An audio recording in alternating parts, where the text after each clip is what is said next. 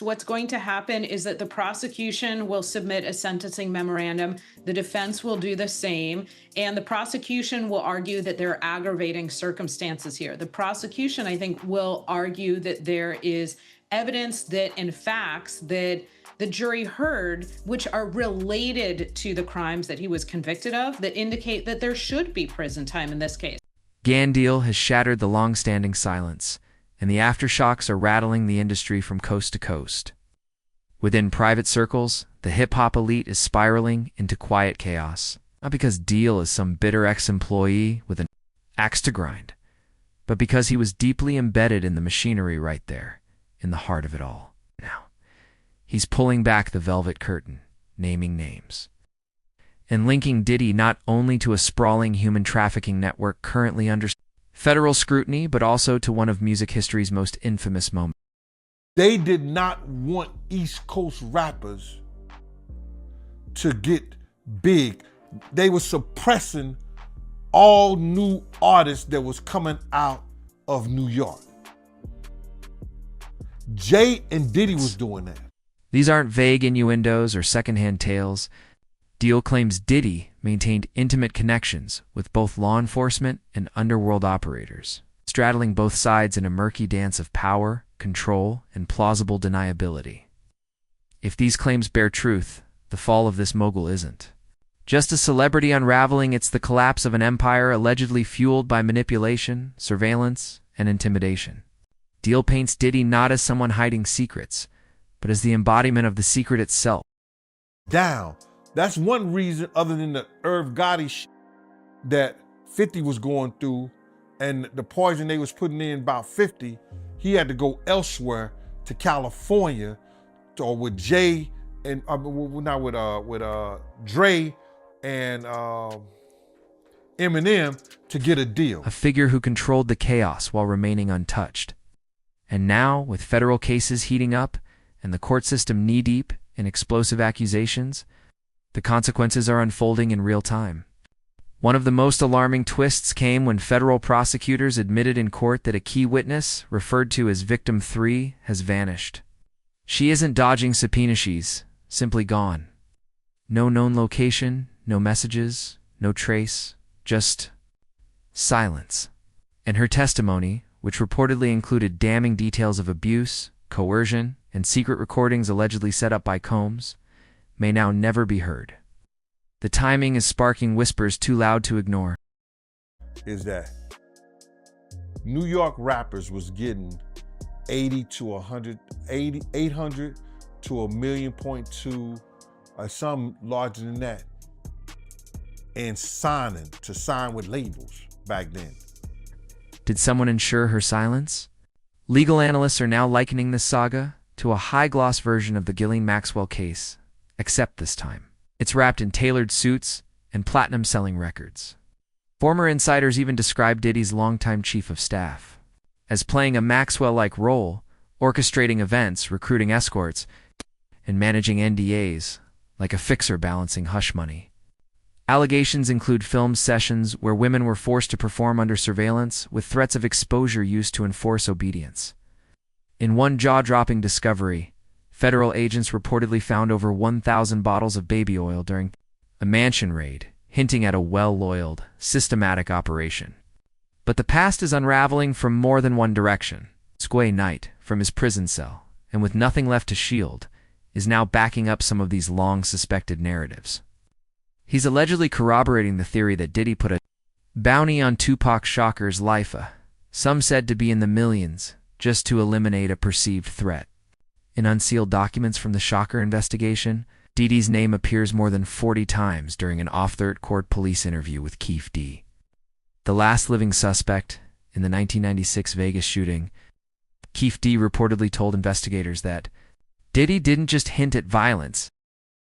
And that was to destroy East Coast rap. And what I mean by that, and I know people gonna be like, yo, Gene is out of his mind and everything like that. Check this out, He bro. demanded it, his words allegedly. I'll give anything for that dude's head, whether referring to Suga, to Tupac, or to both. Now, decades after the bullets stopped flying, the shadows they left behind are finally beginning to move. According to Keith's account, the alleged bounty on Tupac wasn't whispered in secrecy, it was said to be declared openly. In front of crowds, not just rumor, but proclamation. Days later, Shocker was gunned down on the Vegas Strip, shot repeatedly. Clinging to life in a hospital before dying, Diddy has long denied any role, dismissing all accusations as wild fiction. But the legal tide is shifting. Prosecutors now hold tapes, transcripts, eyewitnesses, and they're not treating this like entertainment gossip. As the courtroom heat intensifies, more links are surfacing. A former LAPD detective maintains Kefti's confession should have cracked this case wide open years ago. Just different things that's not really beef though. That's just competitive. Energy, competitiveness. You know? All right. So you and Diddy, you and Puff cool? No, I don't really. But money, okay, yeah. fame, and fear muffled it. Now that silence is unraveling, and what's being exposed has staggering consequences, if even part of it holds water, it points to Diddy using his influence to shape investigations, steer narratives, and keep witnesses quiet. Gene Deal alleges. Combs was a longtime FBI informant, feeding bits to federal agencies in exchange for shielding his operations. Those rumors about missing people, deleted files, vanished voices, they're starting to sound less like conspiracy theories and more like deliberate moves in a larger game. Gene says he's been targeted for speaking out. A source close to him says he was attacked in a way that didn't look randomite, like a warning, but he isn't folding. If anything, he's louder now, more resolved to burn every bridge if it means dragging the truth out into the open. Others may join him, but fear is real. No one wants to become the next missing witness. Victim 3 was supposed to be the case's backbone, ready to testify, reportedly wanting to use her actual name, prepared to describe years of control, surveillance, abuse. Then nothing, no trace. Not in New York, not anywhere.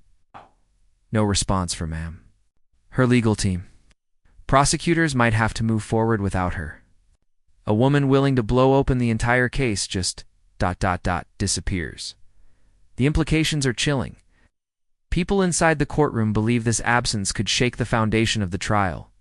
Others say it won't stop the truth, especially trust nobody. In Hollywood, specifically, when you get there, a lot of people don't know how to say no. That's the difference between New York City and with California. Suga.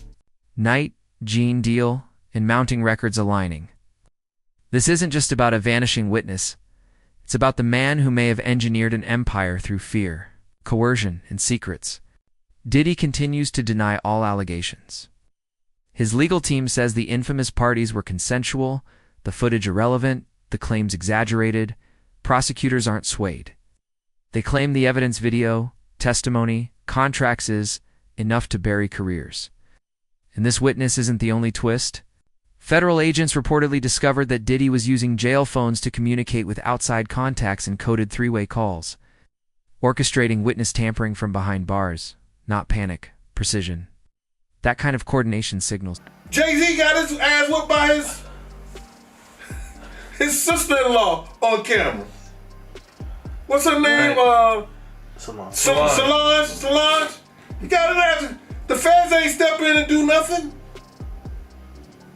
The feds don't care about you getting your ass whooped. Something deeper. The architects of a decades-long criminal empire. Federal sources compare it to a twisted cocktail of R. Kelly, Epstein, and high-powered showbiz. And the worst part? We haven't seen the most damning material yet.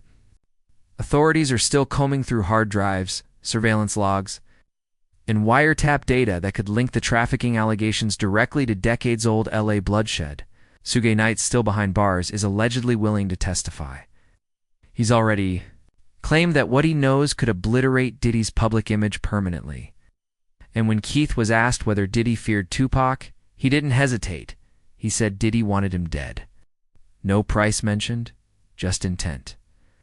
After the shooting, Keith said Diddy avoided eye contact with everyone. Said he looked scared, paranoid, just staring at the car, ignoring everything around him. If that was fear then, what is he afraid of now? Because according to 3 former employees from Diddy's homes in LA and Miami, there's more. Something bigger. They call it the Vault. Password-locked archive allegedly filled with footage, recordings, and digital files going back years. It's not grainy tapes or random clips. This was supposedly leverage collected methodically.